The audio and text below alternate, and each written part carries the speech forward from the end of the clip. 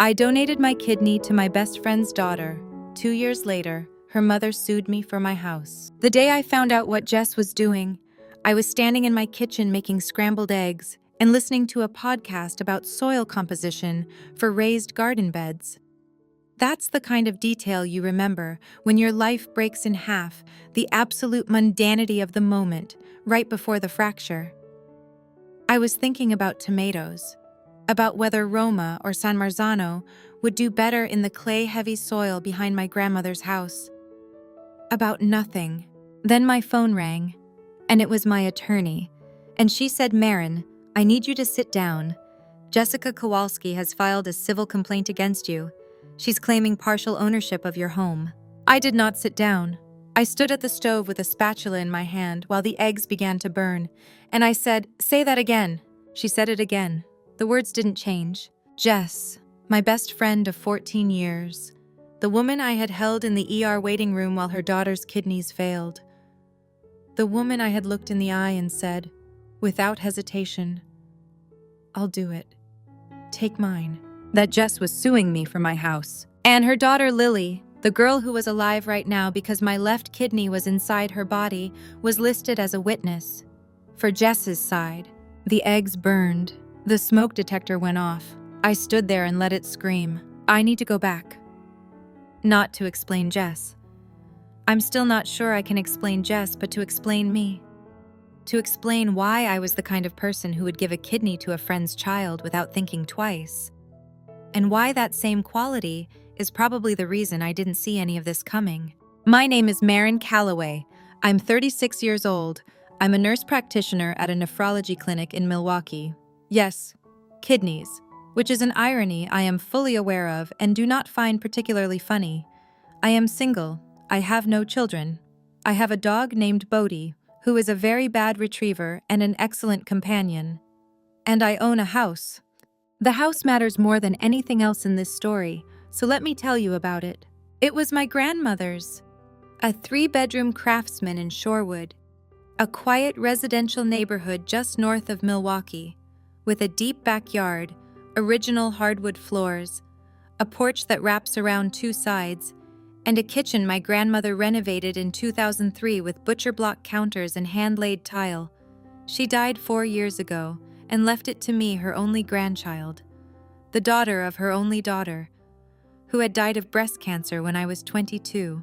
The house is worth approximately $620,000 in the current market.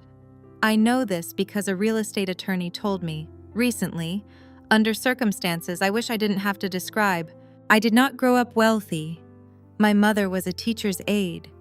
My grandmother was a retired postal worker who had bought the house in 1979 for $34,000 and spent 40 years making it a home. The house is not a status symbol. It is the only thing I have left of 2 women who loved me. And it is the place where I feel closest to them. And I will be honest with you. I would rather lose almost anything else I own than lose that house. Remember that, it matters. I met Jess in 2010, freshman year at UW Milwaukee. She was my roommate in Sandberg Hall, a tiny cinderblock dorm room with industrial carpet and a window that didn't fully close. She was from Racine, the daughter of a mechanic and a home health aide, scrappy and sharp and funny, in the way that people are funny when they've had to develop a personality to survive a childhood that wasn't easy. She had a laugh that could fill a cafeteria. She had a talent for making you feel like you were the most interesting person she'd ever met. We were inseparable for 4 years. We studied together, waited tables at the same restaurant, nursed each other through bad relationships and worse hangovers. When my mother was diagnosed junior year, Jess drove me to Madison for every single chemo appointment. She sat in those waiting rooms for hours, reading magazines she didn't care about, just so I wouldn't be alone. When my mother died, Jess held me upright at the funeral, physically held me, one arm around my waist, keeping me standing when my legs decided they were done. I remember the specific pressure of her grip, firm, unyielding, the grip of someone who has decided you are not going to fall and that's final. That is who Jess was to me, for a very long time. She got pregnant at 24, a year after we graduated. The father was a guy named Derek who worked in construction and who I never liked and who proved me right by disappearing before the baby was born. Jess named her daughter Lily. She was 6 pounds, 4 ounces, with a scrunched red face and tiny fists. And when Jess put her in my arms in the hospital room, I looked down at this impossibly small person and felt something rearrange itself inside my chest. "You're her godmother," Jess said, not asking, telling. "Obviously," I said. "I meant it. I meant everything back then." Lily was 15 when she got sick. Not the kind of sick where you go to the doctor and get antibiotics and feel better in a week. The kind of sick where the word failure starts appearing in medical conversations. And suddenly you're learning terminology you never wanted to know. IgA nephropathy, an autoimmune condition where the body's immune system attacks the kidneys. In Lily's case, it progressed fast, unusually fast, her nephrologist said, in the careful tone doctors use when they're telling you something is going badly without saying the word badly. I knew what it meant. I worked in nephrology. I had seen this trajectory dozens of times in my clinic, the declining GFR numbers, the increasing creatinine, the slow march toward dialysis or transplant. I had explained it to patients' families with professional compassion and clinical distance. There was no clinical distance with Lily. Jess called me from the hospital the night Lily was admitted for the first time. I could hear the specific quality of panic in her voice, not the loud kind, the quiet kind. The kind where a person is holding themselves together so tightly that their voice comes out flat and controlled, and you know they're about to shatter. "They're saying her kidneys are failing," Jess said. "Both of them. They're saying she needs a transplant." I drove to the hospital. It was 11 at night and raining. The kind of heavy Midwestern rain that turns the highway into a river. I didn't think about the drive. I just drove. When I got there, Lily was asleep in the hospital bed, looking smaller than 15. The monitors beeped their steady, mechanical reassurance. Jess was sitting in the chair beside the bed, her face gray under the fluorescent lights, her hands folded in her lap like she was praying or trying not to break something. I sat down next to her. "What did the team say about the transplant list?" I asked. Jess shook her head. "They said the wait could be years. Years, Marin. She's 15. I looked at Lily. I looked at the monitors. I looked at the IV line running into the back of her hand. I thought about what I knew professionally. I thought about the transplant list. The average wait for a kidney in Wisconsin was 3 to 5 years. I thought about what 3 to 5 years of dialysis would do to a teenager. I thought about Lily, who had just started high school, who was on the swim team, who had told me 3 months ago that she wanted to study veterinary medicine. And I thought about the fact that I had 2 healthy kidneys and only needed 1. The thought arrived fully formed, without preamble, without internal debate. It was just there, complete and obvious. The way you know to pull your hand off a hot stove. "I'll get tested," I said. Jess looked at me. "What?" "For compatibility. I'll get tested to see if I'm a match." "Marin." "Jess, I work in a kidney clinic. I know exactly what this involves. I know the risks. I know the recovery. I know the long-term implications. And I'm telling you, if I'm a match, I'll do it." She stared at me for a long time. Her eyes filled. And she pressed her lips together hard, the way you do when you're trying to hold something in that's too big for your face. "You can't just," she started. "I can," I said. "I want to." "Why?" she whispered.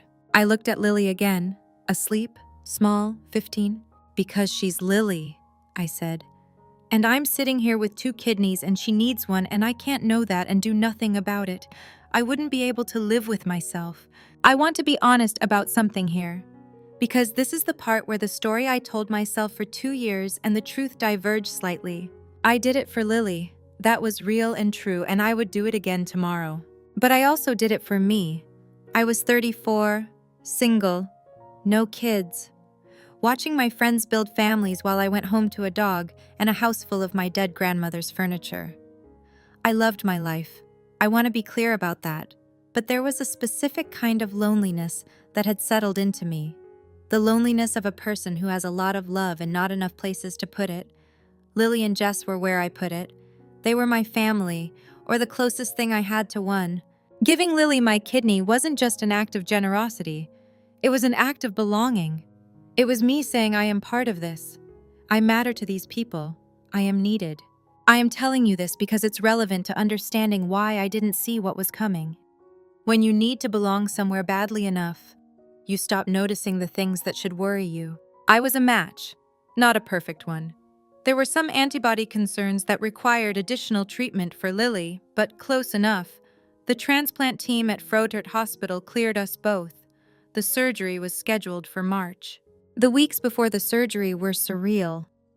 I was simultaneously preparing my body for a major operation and continuing to work full-time at the clinic, which meant I was spending my days counseling other people about kidney disease while privately organizing my own donation.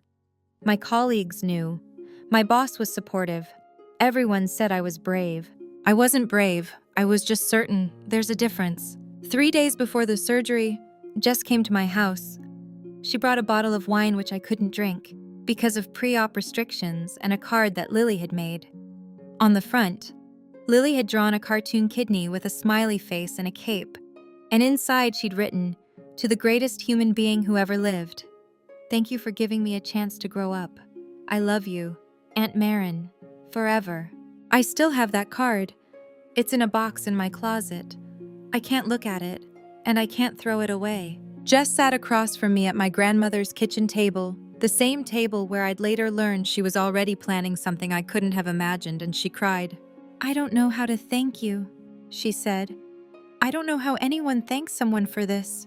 "You don't have to thank me," I said. "She's my family." "She is," Jess said. You're family. Marin, you're more than family, this house. You're the safest place we've ever had."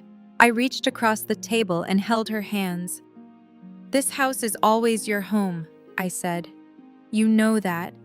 Whatever happens, this is your home too." I said that, those exact words. I know because Jess's attorney read them back to me in a deposition 18 months later, pulled from a text message I'd sent that same night, confirming what I'd said at the table. "This house is always your home. You know that. I meant it the way you mean it when you tell a friend they're welcome anytime. I did not mean it as a legally binding transfer of property rights, but Jess's attorney argued that I did. And that is the thing about words, they belong to you when you say them, and then they belong to everyone else." The surgery was on a Tuesday.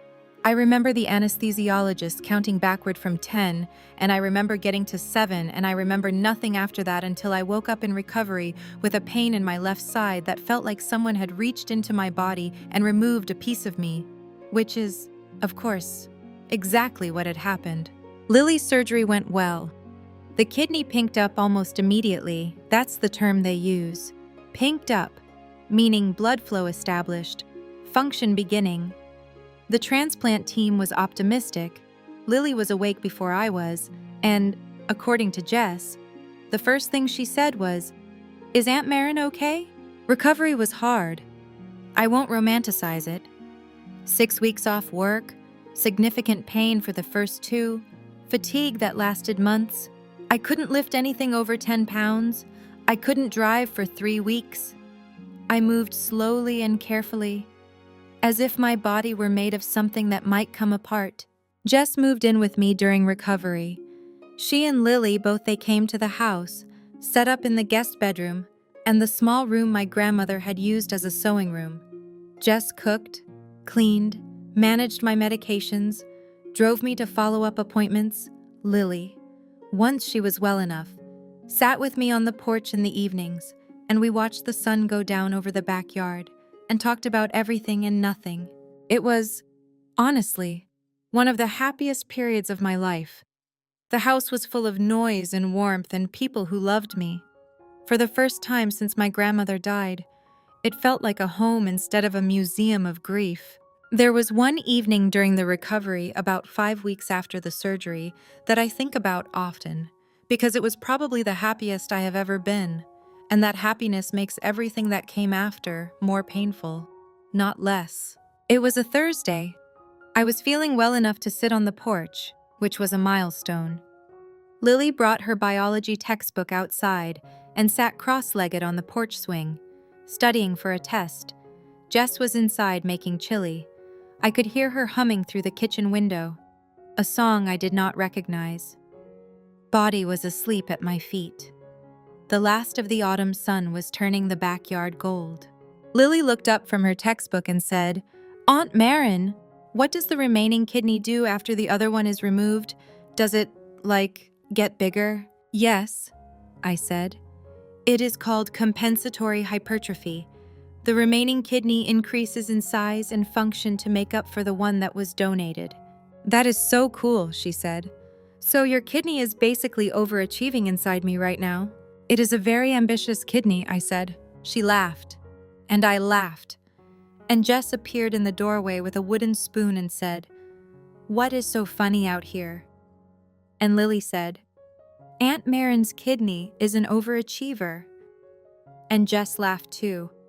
And the three of us sat on that porch in the last of the light. And I felt I genuinely, completely, without reservation, felt that this was what home was supposed to be. Full, warm, whole. I think about that evening the way you think about a photograph taken the day before something terrible, beautiful, and exactly accurate, and impossible to look at without knowing what comes next. I did not notice when the recovery period ended and Jess just did not leave. It happened gradually, the way mold grows behind a wall, invisible until the damage is structural. At first it was practical. Lily needed to be close to Frotert for her post-transplant monitoring, weekly appointments for the first 3 months, then bi-weekly, then monthly. My house in Shorewood was 20 minutes from the hospital. Jess's apartment in Racine was an hour and 15. It made sense for them to stay. "Just until Lily's stable," Jess said. "A few more months." "Of course," I said. "Stay as long as you need." A few months became 6. 6 became 10. At some point, and I genuinely cannot identify the exact date, Jess's apartment in Racine ceased to exist.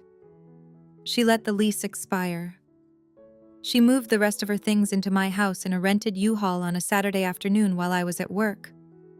I came home to find the guest bedroom fully furnished with Jess's belongings, Lily's room decorated with posters and string lights, and the garage stacked with boxes. "I hope this is okay," Jess said when I walked in. She was standing in the kitchen making dinner, my kitchen, my grandmother's kitchen, and she said it casually, the way you say something you've already decided is going to be fine. "Jess," I said, "you gave up your apartment. It didn't make sense to keep paying rent when we're here every day anyway," she said. "And you said this was our home too, remember?" I did remember, and it had been true when I said it. But there is a difference between this is your home in the emotional sense and this is your home in the moved, all my furniture in without asking sense. And I felt that difference prickle at the back of my neck like a warning I was not ready to hear. "Yeah," I said, "of course, it is fine." It was not fine, but I did not say that, because Jess had just spent a year helping me recover from donating a kidney to her daughter. And because Lily was doing well and was happy and had started school in Shorewood and had made friends. And because I was terrified, absolutely terrified, of being the person who said, "Actually, this is my house and you need to ask before you move in permanently." That fear, the fear of being selfish, of being ungrateful, of ruining the closest thing I had to a family kept me quiet for a very long time. Too long. Over the next several months, the household dynamics shifted in ways I noticed, but kept rationalizing away. Jess started redecorating. Small things at first, a new shower curtain, a different arrangement of the living room furniture. Then larger things, she painted the hallway without asking me. She replaced the kitchen light fixture. She put up shelves in the garage.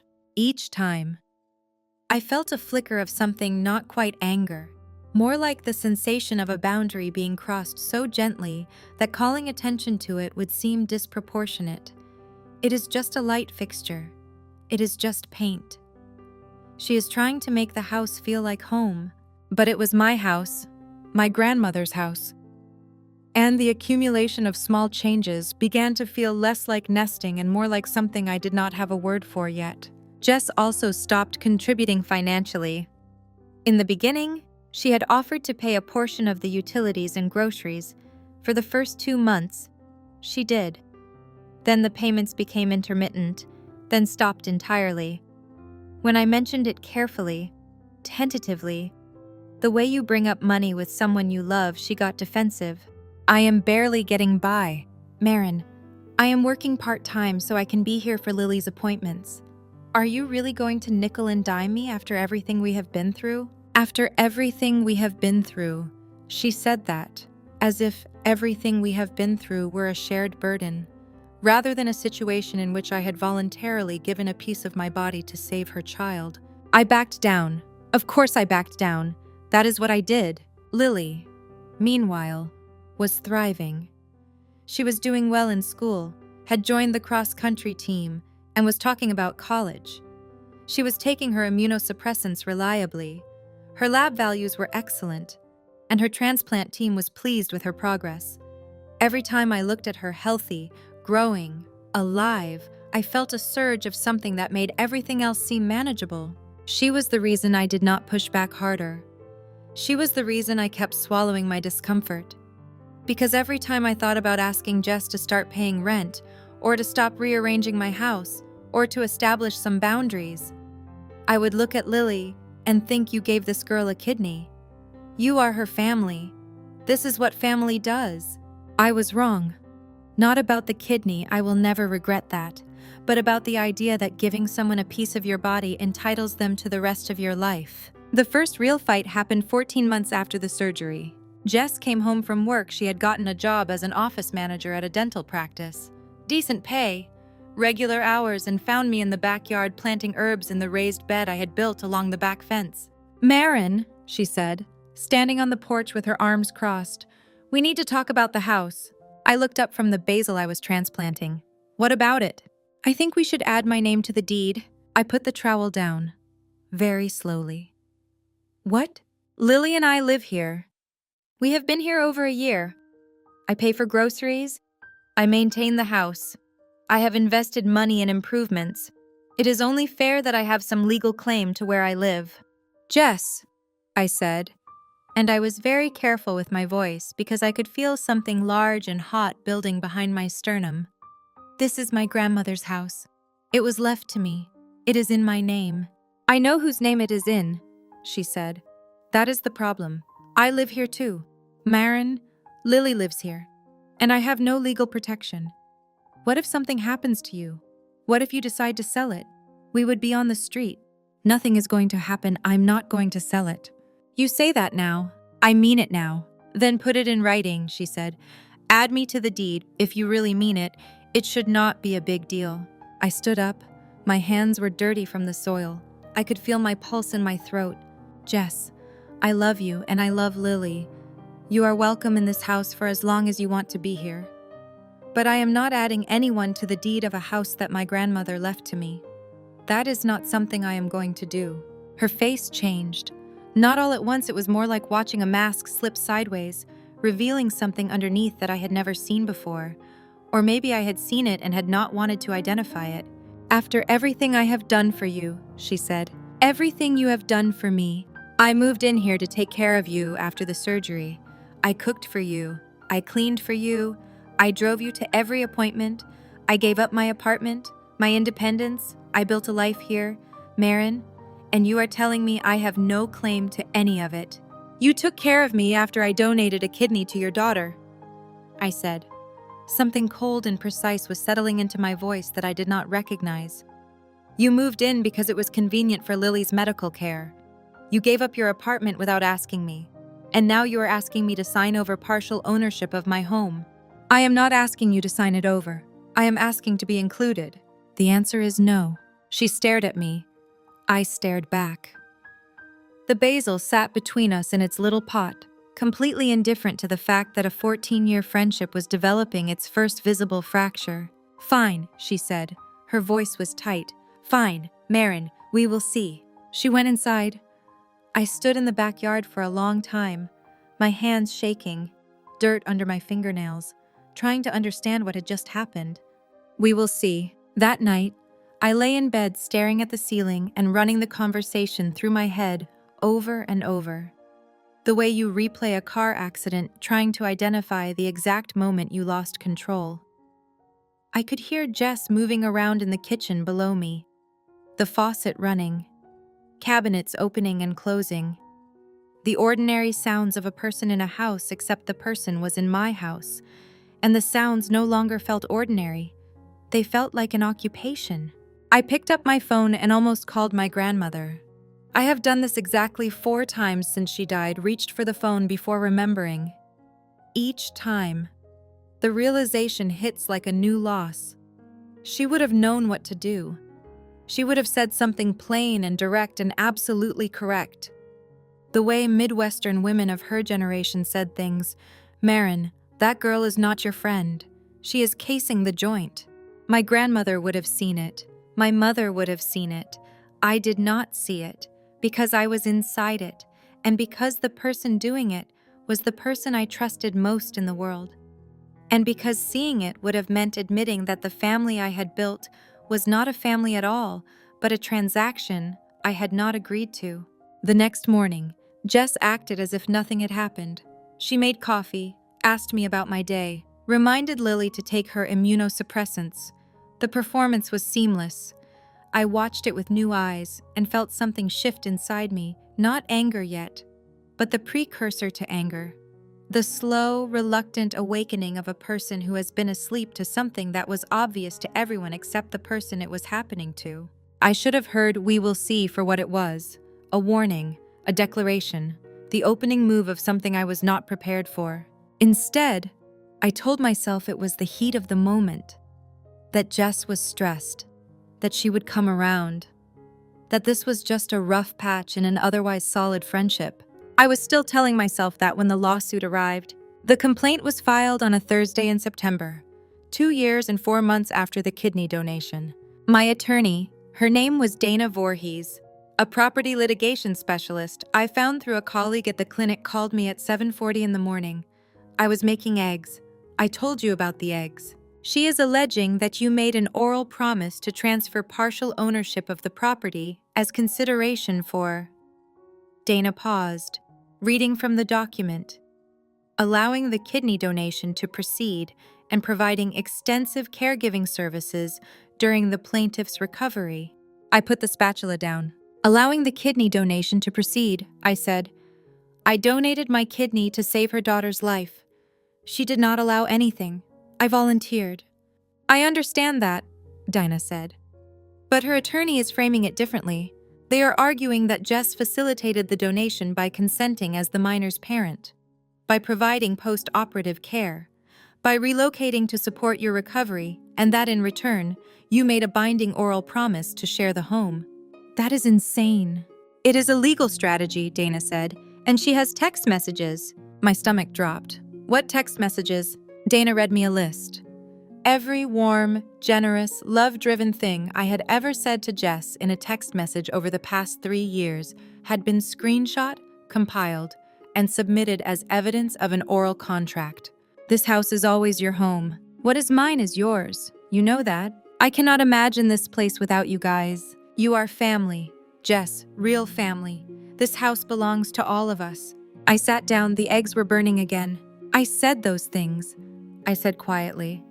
But I did not mean I was talking about emotional belonging, not legal ownership. I know, Dana said. But that is going to be the central dispute. What you meant versus what a reasonable person could interpret those words to mean. And Lily, I asked. You said she is listed as a witness. For the plaintiff, Jess's attorney is planning to have Lily testify that she was present when you made the oral promise. That she heard you say the house would belong to Jess as well. I closed my eyes. Lily, 17 years old, 5'6" now, after a growth spurt that surprised everyone, cross-country runner, wanted to be a veterinarian, had a habit of reading scientific papers about animal behavior and texting me the interesting parts at 11 at night, had once told me, completely seriously, that she wanted to name her first dog Kidney because she thought it was hilarious, and I told her it was not hilarious, and she said, "It is a little hilarious, Aunt Marin." And she was right. My goddaughter, walking around with my kidney inside her body, the girl whose life I had saved. getting ready to sit in a witness chair and tell a courtroom that I had promised to give her mother my house. I tried to imagine her in that chair. I tried to imagine looking at her across a courtroom while an attorney asked her to corroborate a story that was not true. I tried to imagine what Jess had told Lily to make this seem reasonable, what version of events, what carefully edited history, what selective framing of the truth. And I felt something I was not expecting.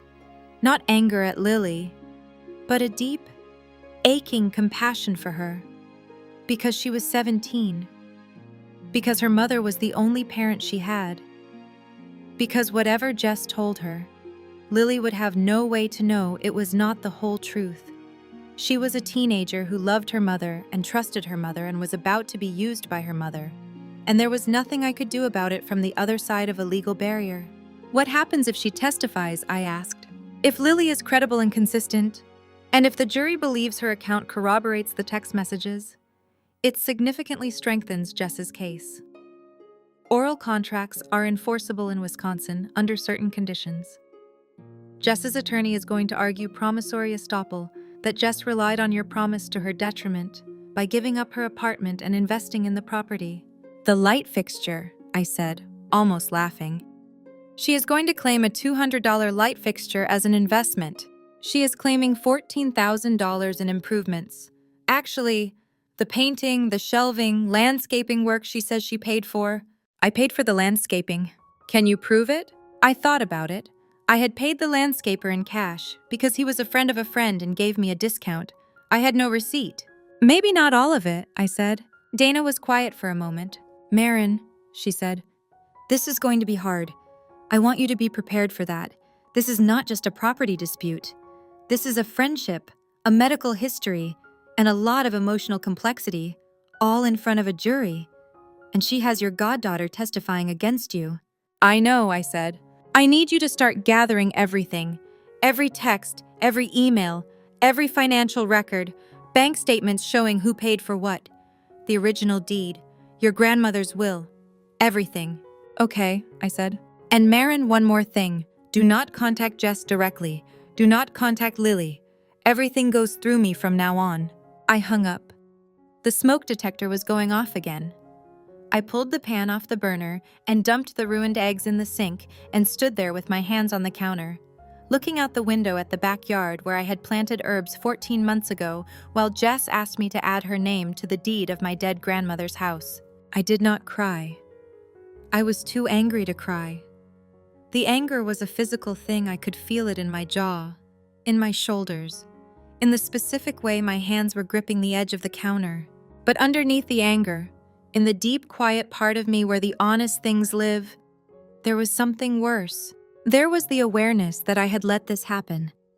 Not the lawsuit, I had not invited that, but the conditions for it, the enabling, the inability to say no, the desperate need to belong to someone, to something that had made me hand over my kidney and my home and my boundaries and my voice.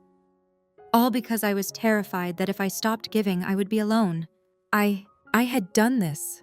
Not entirely. Jess had made her choices, and they were hers. But I had built the house of cards she was now trying to claim, and I had done it with my own 2 hands. One text message at a time. This house is always your home. What is mine is yours. I had meant every word. That was the worst part. I had meant it completely, with my whole heart. The way you mean things when you love someone, and you do not yet know that your love is being cataloged as evidence. Donna told me to gather everything, so I did. I sat at my grandmother's desk, the desk where she used to do her taxes every April. A solid walnut piece with brass handles that she would never have let anyone paint over, and I went through 2 years of financial records, text messages, and documents with the meticulous focus of a woman who was about to lose her home if she did not. The bank statements told a clear story. In the 26 months since Jess and Lily had moved in, I had paid the mortgage, the property taxes, the homeowner's insurance, all utilities, and the vast majority of groceries. Jess's financial contributions, when they existed at all, were sporadic and small, a few $100s here and there, usually preceded by me awkwardly raising the topic and usually accompanied by guilt. Total out of pocket for Jess's claimed improvements, I found receipts for the paint, which I had purchased at the hardware store with my credit card. The shelving units, same. The light fixture, same. The only thing I could not account for was the landscaping, the cash payment I had made with no receipt. Jess was claiming $14,000 in improvements she had paid for. I could prove that at least $11,000 of that came out of my accounts. But the most important thing I found was not a bank statement. It was an email. I was going through my old inbox searching for any correspondence with Jess that mentioned the house, the deed, the living arrangement when I found a forwarded message that Jess had accidentally sent me instead of someone else. It had happened 9 months ago. At the time, I had glanced at it, assumed it was a misdirect, and thought nothing of it. I had not even read it carefully. Now I read it carefully. It was from Jess to someone named Karen Olivetti. The subject line was, "Property question." The body of the email said, "Hi Karen, thanks for taking my call yesterday. As we discussed, I have been living in the property for approximately 1 year. The owner is a close friend. I have text messages where she refers to the house as ours and says it is my home. I have also made some improvements. You mentioned that I might have grounds for a claim based on promissory estoppel or constructive trust. Can we set up a formal consultation? I would like to move forward as soon as possible." The email was dated 7 months before the lawsuit was filed. 7 months, which meant Jess had been consulting with an attorney about taking my house while she was still living in it, while she was still eating dinner at my table, while Lily was still doing homework in the room I had given her, while Jess was still hugging me goodnight and calling me family. I stared at the email for a long time. I read it 3 times. Each reading made it worse, because each reading forced me to recalculate the timeline of our friendship. 7 months before the lawsuit, which meant she had been planning this while I was teaching Lily to drive in my car, while we were having movie nights on my couch, while Jess was asking me for advice about a disagreement with her supervisor at the dental practice, sitting at my kitchen table, eating food I had cooked. In the house, she was quietly consulting an attorney about claiming. I thought about a specific night about 3 weeks before the email was sent, when Jess and I had stayed up late watching a documentary about ocean conservation. Lily had gone to bed. We were sharing a blanket on the couch, the way we had done in college. Jess had turned to me and said, out of nowhere, "You are the best person I know. Marin, I do not tell you that enough. Not tell you." I had believed her, completely. Because why would you not believe your best friend when she says that to you on a Tuesday night under a blanket? Now I knew what she had been thinking about while she said it. She had been thinking about the email she was going to send to Karen Olivetti. She had been thinking about the house. I forwarded the email to Dana. Dana called me back within 20 minutes. "This is significant," she said. "This shows premeditation. It shows she was planning the legal action while still residing in your home under the guise of friendship.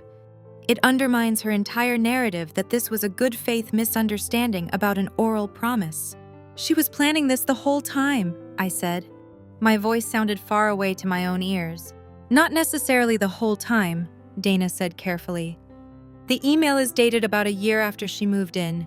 It is possible that the idea developed over time. Does that matter? Legally, not much. But emotionally, I wanted to be honest with you. This was not necessarily a conspiracy from day one. It may have started as genuine friendship and gradually turned into something else." I thought about that. I thought about Jess holding me at my mother's funeral. I thought about her driving me to chemo appointments. I thought about the 14 years of real, genuine, actual friendship that had preceded all of this. "It almost makes it worse," I said. "If she planned it from the beginning, she is just a con artist. If it developed over time, then she looked at our real friendship and decided it was worth less than a house." Dana did not respond to that. There was not really anything to say. The weeks before the trial were the loneliest of my life. Jess and Lily had moved out of the house 2 weeks after the lawsuit was filed. Dana had advised me to request their departure, and Jess's attorney had agreed it was appropriate given the litigation. Jess moved into a rental apartment in Cudahy, a suburb south of Milwaukee. Lily went with her. The house was empty again. Not the warm emptiness of solitude, the cold emptiness of a place where people used to be and are not anymore. Lily's string lights were gone from the guest room. The shelves Jess had put up in the garage were bare. The hallway was still painted the color Jess had chosen without asking me. I lived in that emptiness for 4 months before the trial date. I went to work. I came home. I cooked dinner for one. I walked Bodhi around the neighborhood in the evenings, the autumn air getting sharper each week. I did not talk to anyone about the case except Dana. My colleagues at the clinic knew something was wrong. I was quieter than usual, more withdrawn, but nobody asked directly. And I did not volunteer. Dana and I met every week for trial preparation. She was thorough, methodical, and unflinching, the kind of attorney who made you feel simultaneously safe and terrified, because her honesty left no room for comfortable delusions.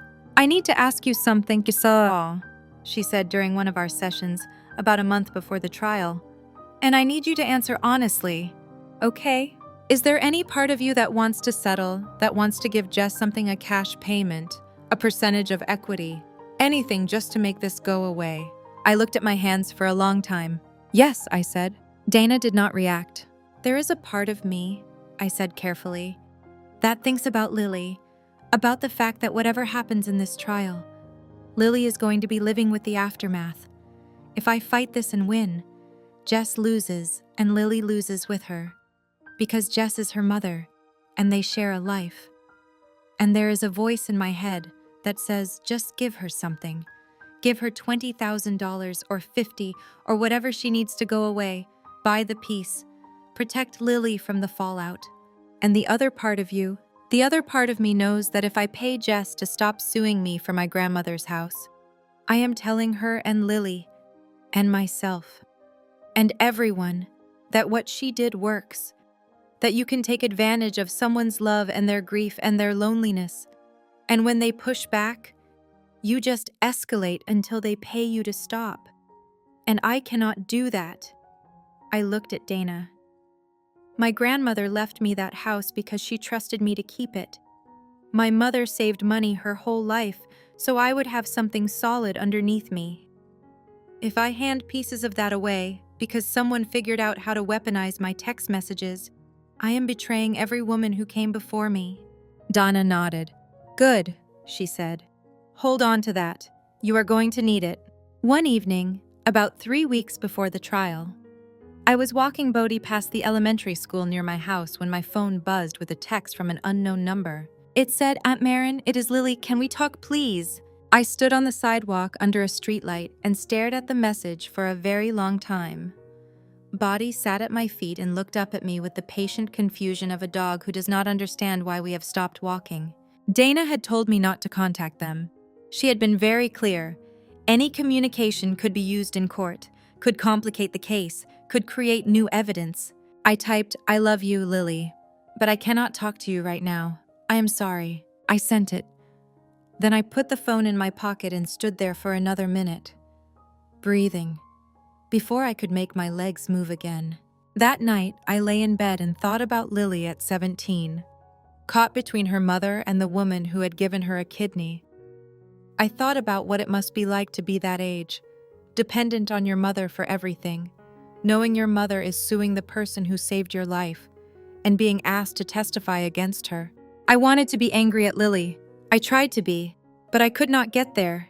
She was 17. She was Jess's daughter. She lived with Jess, depended on Jess. And whatever Jess had told her about the situation, whatever narrative Jess had constructed, Lily was hearing it every day. In the house they shared, from the only parent she had. I could not be angry at a kid for choosing her mother, but I could grieve for what it was going to cost both of us. The trial lasted 3 days. It was held in Milwaukee County Circuit Court, a building I had driven past 1,000 times without ever thinking I would be inside it, fighting for the house my grandmother left me. The morning of day 1, Dana and I sat in a conference room at the courthouse going over final preparations. She was wearing a dark suit and reading glasses, and she looked at me over them and said, "One thing, when Lily testifies, do not react. Whatever she says, Whatever happens, keep your face neutral. Juries watch the defendant more than the witness. If you cry, they will see a woman in pain. If you glare, they will see someone vindictive. If you stay calm, they will see someone who is telling the truth. What if I cannot stay calm? I asked. Then you look at me, she said. Look at my face. I will anchor you. I nodded. I did not tell her that the idea of sitting in a room while my 17-year-old goddaughter testified against me was the thing I had been most afraid of for the past 4 months, more than losing the house, more than the financial exposure, more than anything. The house was wood and plaster and a mortgage payment. Lily was a person I had loved since the day she was born, and she was about to sit 10 feet from me and say things that might take my home away. Ready? Dana asked. No, I said. Let us go. Day 1 was procedural jury selection, opening statements. Jess's attorney, a man named Gareth Brody, who had the smooth confidence of someone accustomed to making questionable things sound reasonable, laid out the case. He described a close familial relationship between Jess and me. He described the kidney donation as a mutual sacrifice, a phrase that made me grip the edge of the table until my knuckles went white. He described the text messages as evidence of a clear and unambiguous promise to share the home. Dana's opening was shorter and sharper. She described the house's history. My grandmother's purchase in 1979, her 40 years of ownership. The clear and unencumbered transfer to me through the will. She described my career, my financial independence, my sole payment of all household expenses. And she described the kidney donation as exactly what it was, a voluntary medical decision made out of love, with no conditions, no expectations, and no transactional component. This is not a case about a broken promise, Dana said. This is a case about a woman who gave everything she had, including a piece of her own body, and is now being told that everything was not enough. I saw 2 jurors shift in their seats when she said that. I do not know what it meant. Day 2 was Jess's testimony. I had not seen her since she moved out. She looked different, thinner, more polished, wearing a dark blazer and modest jewelry that I suspected her attorney had selected. She sat in the witness chair and folded her hands and looked at the jury with the expression of a woman who wanted to be believed. Gareth walked her through the timeline, the friendship, the kidney donation, the move-in, the conversations about the house. He presented the text messages on a screen, one by one, each one landing like a small bomb in the quiet courtroom. When Marin said, "This house is always your home," Gareth asked, "what did you understand that to mean?" I understood it to mean that she was giving us a permanent place in her life and in her home, Jess said. Her voice was steady and practiced. She said it multiple times, in different ways. After the kidney donation, she told me we were family, real family, and that the house belonged to all of us. And did you rely on that understanding when you gave up your apartment? Yes, Jess said. I would never have let my lease expire if I thought we were temporary. Marin made me feel that we had a permanent home. I sat at the defense table and watched my best friend describe our friendship as a real estate transaction. I watched her flatten everything, the years, the love, the kidney, into a narrative about property rights and detrimental reliance. Dana's cross-examination was surgical. Ms. Kowalski, when you moved your belongings into Ms. Calloway's home, did you ask her permission first? We had discussed it. Did you ask her specifically? May I move all of my furniture and possessions into your house permanently? Yes or no? A pause. Not in those exact words. Did you pay rent at any point during your 26 months of residency? I contributed to household expenses. Your total financial contribution over 26 months was approximately $1,800. Is that correct? Another pause. I was working part-time. Is $1,800 correct, Ms. Kowalski? Approximately, yes. And during that same period, Ms. Calloway paid approximately $94,000 in mortgage, taxes, insurance, utilities, and household expenses. Is that consistent with your understanding? Jess looked at her attorney. Gareth did not look back. I was not keeping track of exact numbers, Jess said. But you were keeping track of text messages, Dana said. Objection, Gareth said. Withdrawn, Dana said. She did not need the answer. The jury had heard the question. Dinah then presented the email, the one Jess had accidentally forwarded to me, the one to Karen Olivetti, dated 7 months before the lawsuit, inquiring about property claims. Ms. Kowalski, do you recognize this email? Jess's face went very still. Yes. You sent this email while you were still living in Ms. Calloway's home, correct? Yes. While she was still cooking you dinner, driving your daughter to medical appointments, and paying for the household you shared. Gareth stood up. Objection. Argumentative. Sustained, the judge said. Move on, counselor. But the jury had heard that too. I watched their faces. 2 of them were looking at Jess differently now. Dinah continued. When you consulted with attorney Olivetti about making a property claim against Ms. Calloway, did you inform Ms. Calloway of your intentions? No. Did you continue to live in her home for 7 additional months without telling her you were planning to sue her? It was not I was exploring my options. I was not sure. Yes or no, Ms. Kowalski? Yes. Thank you. No further questions. Jess stepped down from the witness stand. She did not look at me. I watched her walk back to her seat, and I thought about the woman who had held me upright at my mother's funeral. And I could not connect that woman to the one who had just spent 90 minutes under oath explaining why she deserved my grandmother's house. Day 3 was Lily. I want to be careful here, because Lily is 17 years old, and she is not the villain of this story.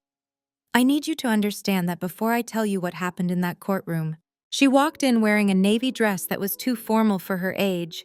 She looked like a teenager wearing her mother's clothes, which she probably was. Her hair was pulled back. Her face was pale. She looked terrified. She sat in the witness chair and she did not look at me. She looked at the floor, at her hands, at the attorney, at the jury everywhere but at me. Gareth began gently. He asked about her relationship with me. She said I was her godmother, that I had always been a part of her life, that I was kind and generous and that she loved me. Do you still love Ms. Calloway? Gareth asked. Yes, Lily said, barely audible. Can you describe the kidney donation? Lily swallowed. Aunt Marin gave me one of her kidneys when mine failed. She saved my life. And after the surgery, did you and your mother move into Ms. Calloway's home? Yes. During that time, did you ever hear Ms. Calloway make statements about the house belonging to your mother as well? Here it was. The moment the entire case pivoted on, I watched Lily's face, and I saw the exact second the conflict hit her, the physical manifestation of a teenager being asked to choose between her mother and the truth. She opened her mouth, closed it, her hands twisted in her lap. Lily, Gareth prompted, did you hear Ms. Calloway say the house belonged to your mother? Lily started. She stopped. Her eyes, for the first time, moved to me. We looked at each other across the courtroom. I do not know what she saw in my face. I was not trying to communicate anything, no anger, no pleading, no guilt. I was just looking at her, at my goddaughter, at the girl I had held as a newborn, at the girl whose body contained a piece of mine. She looked back at Gareth. Aunt Marin said the house was our home, Lily said, her voice thin and careful. She said we were family and that we always had a place there. And did you understand that to mean she meant it like family? Lily said. And then, without being asked, she did not mean it like a contract. She meant it like love. She was being kind. She was always kind. The courtroom went very quiet. Gareth paused. This was not the answer he had prepared his witness to give. Lily, he said, do you recall a specific conversation in March of last year, on the back porch, where Miss Calloway told your mother? She said the house was our home, Lily repeated. She meant we were welcome. She did not mean my mom owned it. Gareth glanced at Jess. Jess's face had gone rigid. No further questions, Gareth said, and I could hear the damage in his voice. Dana stood up. Just one question. Lily, when your mother asked you to testify today, did she tell you what to say? Lily looked at her mother for the first time since taking the stand. The look lasted about 3 seconds, but it contained something that I recognized: not anger, not betrayal, but the specific, devastating exhaustion of a child who has been placed in an impossible position by the person who is supposed to protect her. She told me to tell the truth, Lily said quietly. And is that what you did?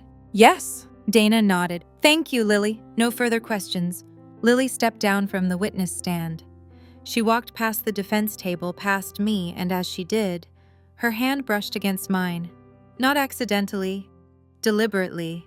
A touch so brief that no one else in the courtroom would have noticed it. But I noticed, and I understood what it meant. It meant I am sorry. It meant I could not do what she asked me to do. It meant I chose you. Even though it is going to cost me everything when I get home tonight. I did not cry in the courtroom. I waited until I was in the parking garage, sitting in my car with the engine off, and then I cried for about 20 minutes.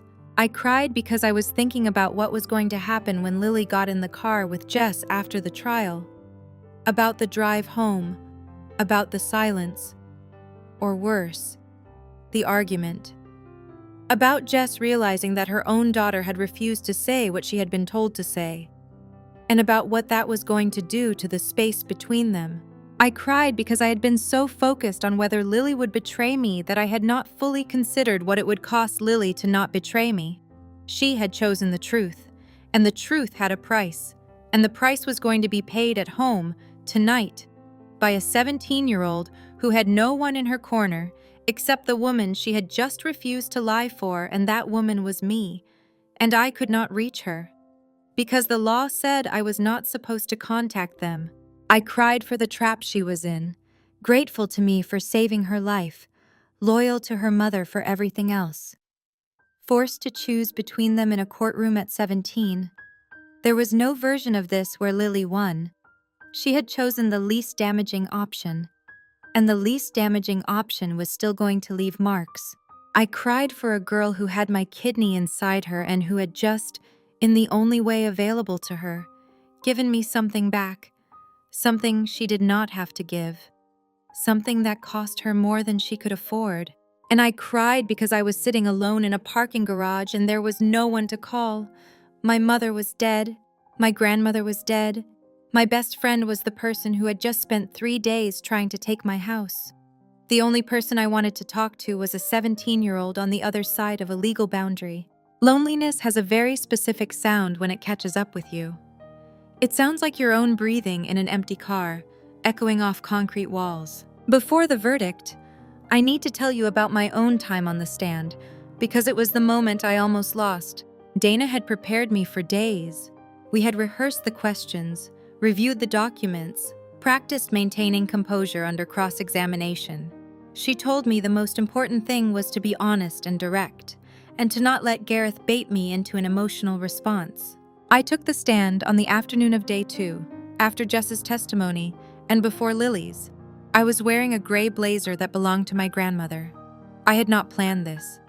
I had reached into my closet that morning and my hand found it, and I put it on without thinking. It was only sitting in the witness chair, feeling the fabric against my arms, that I realized what I had done. I was wearing my grandmother's clothes in a courtroom where someone was trying to take my grandmother's house. Dana walked me through the timeline. The friendship, the kidney donation, the recovery, the move-in. I described each phase clearly and without embellishment. I was a nurse practitioner. I was trained to present information in a structured, clinical way. I used that training. Then Gareth stood up for cross-examination, and he went somewhere I was not prepared for. Ms. Calloway, you testified that you donated your kidney to Lily Kowalski purely out of love. Is that correct? Yes. No conditions, no expectations. None. Then why did you keep track of your financial contributions so meticulously? If this was a family arrangement, as you describe it, why were you tallying up who paid for what? I opened my mouth and nothing came out. Because he was right. Not about the conclusion he was drawing, but about the fact. I had kept those records. I had saved receipts and logged payments and maintained a spreadsheet of household expenses, not because I was planning to use them as leverage, but because I am a person who keeps track of things. It is how my brain works. It is what my grandmother taught me. But sitting on the stand, hearing Gareth present it, it sounded calculating. It sounded like a woman who was already planning for the friendship to fail. I keep financial records of everything, I said. My professional training requires accurate documentation. It has nothing to do with my feelings about Jess or Lily. But you were tracking Jess's contributions or lack thereof specifically? I was tracking household expenses. I track all of my expenses. Gareth picked up a document. This is a spreadsheet found on your personal laptop, titled House Expenses Shared. It has columns for your contributions and Jess's contributions. You created this 8 months after they moved in. Can you explain why? I looked at the spreadsheet projected on the screen. It looked damning. A neat, organized accounting of everything I had paid versus everything Jess had paid, which was, as the spreadsheet made very clear, almost nothing. I created it because I was concerned about the financial imbalance, I said. Jess had stopped contributing to household costs. I wanted to have a clear picture before I raised the issue with her. So you were preparing a case against your best friend while she was living under your roof. I was preparing to have a difficult conversation about money with someone I cared about. That is not the same thing. Gareth paused, then shifted. Ms. Calloway, is it fair to say that you are a person who has difficulty maintaining close relationships? Dana was on her feet instantly. Objection, relevance. Goes to the witness's pattern of behavior. Your Honor. The plaintiff's position is that Ms. Calloway made promises she later rescinded because of a pattern of emotional withdrawal. Overruled, the judge said. The witness may answer. I felt something hot climb up my neck. I do not have difficulty maintaining relationships, I said, and I hated how defensive it sounded. You are 36 and single. You have no children. Your closest relationship was with Ms. Kowalski, and that relationship has ended in litigation. Your mother passed away. Your grandmother passed away. Is it possible that you invited Jess and Lily into your home not out of generosity, but out of loneliness? And that when the arrangement no longer served your emotional needs, you withdrew the promises you had made? I want to describe what happened inside me in that moment, because it is important. He was using my grief against me. He was using my mother's death, my grandmother's death, my singleness, things that had nothing to do with property law, as weapons. And the worst part was that some of it was true. Not the conclusion I had not withdrawn any promises, but the underlying fact. I had been lonely. I had invited them in partly because I needed them. I had confused being generous with being needed, and Gareth had seen it in the record and was now turning it on me like a blade. I took a breath. I let the silence sit for a moment. And then I said something that Dana later told me was the turning point. Yes, I said. I was lonely. My mother died when I was 22. My grandmother died 4 years ago. I live alone with my dog in a house full of their memories. And when Jess and Lily needed a place to be, I opened that house to them, because I loved them and because the house was too quiet without people in it. I paused. But loneliness is not a legal basis for a property transfer. I did not promise Jess my house because I was lonely. I told her she was welcome because I meant it. And there is a difference. A significant, important difference between welcoming someone into your home and signing it over to them. Gareth did not have a follow-up. He said, "No further questions," and sat down. I stepped off the stand and walked back to the defense table, and my legs were shaking so badly I was not sure I would make it. Dana put her hand on my shoulder when I sat down. She did not say anything. She did not need to. The jury deliberated for 4 hours. I sat in the hallway on a wooden bench with Dana beside me, drinking terrible vending machine coffee, saying very little. My phone was in my purse. I did not check it. There was no one I wanted to talk to except the 12 people behind the closed door. At 3:47 p.m., the bailiff came out and said the jury had reached a verdict. We filed back in. Jess was already seated at the plaintiff's table. She looked smaller than she had at the beginning of the trial, diminished, as if 3 days of courtroom scrutiny had worn something away. She did not look at me. The jury foreman stood. He was a middle-aged man with a beard and kind eyes, the kind of person you might see at a hardware store on a Saturday morning. In the matter of Kowalski versus Calloway, we, the jury, find in favor of the defendant. I did not react. Donna put her hand on my arm. I heard the words and I understood them, and I felt nothing at all, no relief, no triumph, no satisfaction. Just the flat, gray exhaustion of a person who has been through something that should never have happened. The judge thanked the jury. Papers were signed. Motions were filed. The mechanics of the legal system ground forward, indifferent to the human wreckage in its wake. Outside the courthouse, Dana turned to me. "You won," she said. "Yeah," I said. "How do you feel?" I thought about it for a long time. I feel like I lost my best friend, my goddaughter, and 2 years of my life, I said. And I kept a house. Donna nodded. She did not try to make it sound like more than it was. It has been 5 months since the verdict. I want to tell you the happy ending, but I do not have one. What I have is something more like a real ending, messy, unfinished, and honest. The house is mine. The deed is clear. The title is unchallenged, and I have changed the locks. The hallway is still painted the color Jess chose. I have not repainted it. I tell myself it is because I do not have time. But the truth is that I am not ready to erase the last physical evidence that she was here, that they were here, that for a little while this house was full of something that felt like family. I went back to work. The first week was the hardest, because my clinic is a nephrology practice, and every patient I saw was a reminder. On my second day back, I sat across from a 40-year-old man who was considering being a living kidney donor for his brother. He wanted to know the risks, the recovery, the long-term implications. He wanted to know if it was worth it. I gave him the clinical information. I described the surgical procedure, the recovery timeline, the statistical outcomes. I told him that living donors live normal, healthy lives with one kidney.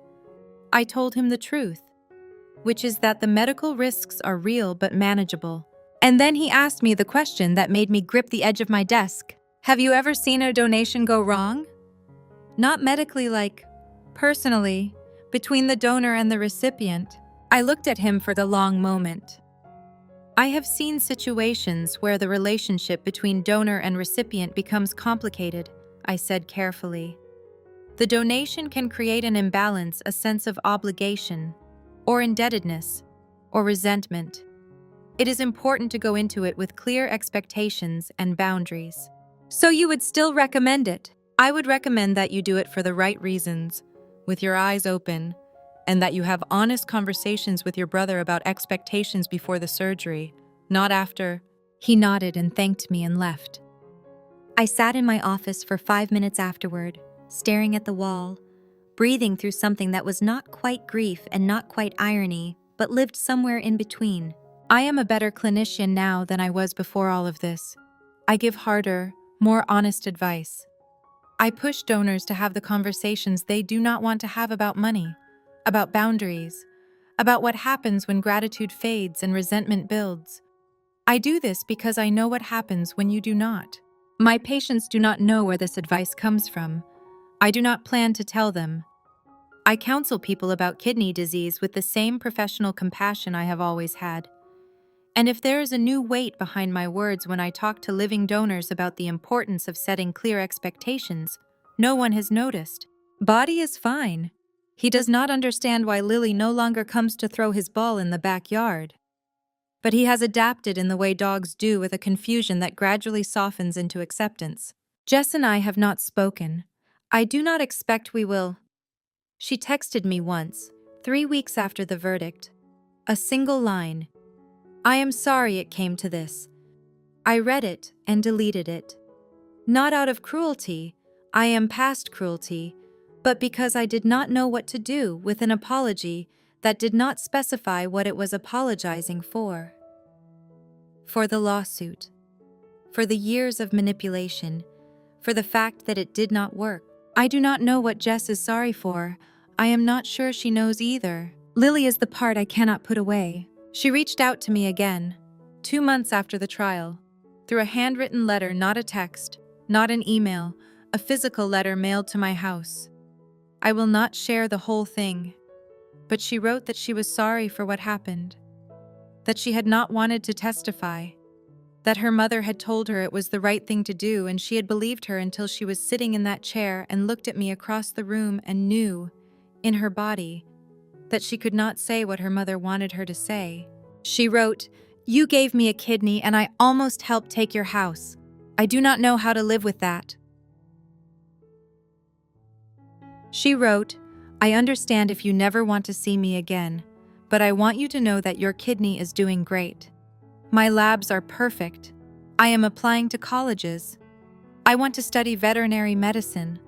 Like I always said, I am alive because of you, and I will never forget that, no matter what my mom did." I read that letter sitting at my grandmother's desk, and I cried for a long time. Not the angry crying from the courthouse parking garage, a different kind, the kind that comes when something inside you that has been locked tight finally, slowly, painfully opens. I have not written back yet. I have started the letter 4 times and thrown it away 4 times. Not because I do not want to respond, but because I do not know how to say what I need to say. Which is this: I forgive you. I am not sure I forgive your mother. I do not know if I can be in your life without being in hers.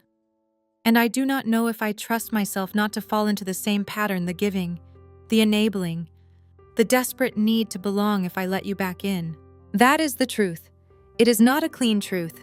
It does not resolve into a lesson or a moral or a satisfying conclusion. It is just the honest accounting of a woman who gave a kidney and lost a friend and kept a house and is trying, 5 months later, to figure out what comes next. I want to say one more thing, because it is the thing I keep circling back to, and I think it might be useful to someone. I do not regret the kidney. People ask me this. Colleagues, friends, the 1 or 2 people who know the full story. They ask it carefully, the way you ask someone if they regret a tattoo or a marriage, expecting the answer to be complicated. It is not complicated. I would do it again, tomorrow, without hesitation. Lily is alive. She is 17 years old and she runs cross-country, and she wants to be a veterinarian, and she had the courage to sit in a witness stand and tell the truth when her own mother was asking her to lie. She is alive because I made a choice, and that choice was right, and nothing that happened afterward changes the rightness of it. What I regret is everything around the kidney, the texts I sent, the boundaries I did not set, the lease I let Jess break without discussion, the months of free rent I funded because I was afraid to ask for what was fair, the slow, incremental erosion of my own autonomy that I allowed because I confused being generous with being needed, and being needed with being loved. Those are different things. Being generous is a choice you make freely, with clear eyes, knowing what you are giving and what you are keeping. Being needed is a role that other people assign you, and if you are not careful, it becomes a cage with a lock on the inside you could leave any time, but you do not, because the cage feels like purpose. I lived in that cage for 2 years. Jess did not put me there. I climbed in myself, because the loneliness outside it was more frightening than the confinement inside. I am learning how to live outside it now. It is slower than I would like. Some nights I come home from work and the house is so quiet that I can hear the furnace click on in the basement, and the silence feels like a physical weight. And I have to actively resist the urge to text someone, anyone, and say, "Come over." I do not want to be alone.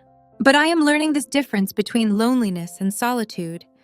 Loneliness is the fear that no one is coming.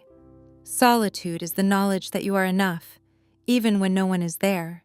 I am not all the way to solitude yet, but I can see it from where I am standing. Last weekend, I planted tomatoes in the raised bed behind the house, San Marzanos, which is what I was thinking about the morning Dana called me about the lawsuit. It was a warm day, and the soil was good, and Body lay in the sun beside me while I worked, and when I stood up and brushed the dirt off my knees and looked at what I had done, 6 neat rows of seedlings in the garden my grandmother built, I felt something I had not felt in a very long time. Not happiness exactly. Something quieter than happiness. The feeling of standing in a place that belongs to you, doing something that matters only to you, with no one to perform it for, and no one to thank you, and no one to take it away. My grandmother would have called it peace. I am not sure I am there yet. But the tomatoes are planted. The house is mine. And I am, slowly, learning to hold both of those things without needing anyone else to tell me they are enough. 3 nights ago, I was washing dishes at the kitchen sink when I looked up and saw, on the windowsill, something I had not noticed in months. A small ceramic pot with a dried-out succulent in it. Lily had put it there the first week they moved in.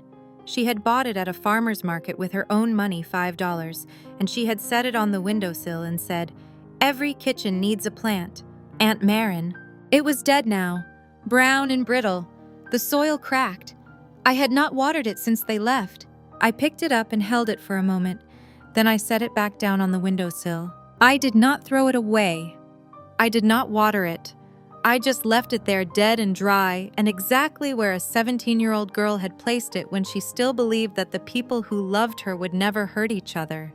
Some things you keep not because they are alive, but because they remind you of what was. I turned off the kitchen light and went to bed. The house was quiet. The house was mine.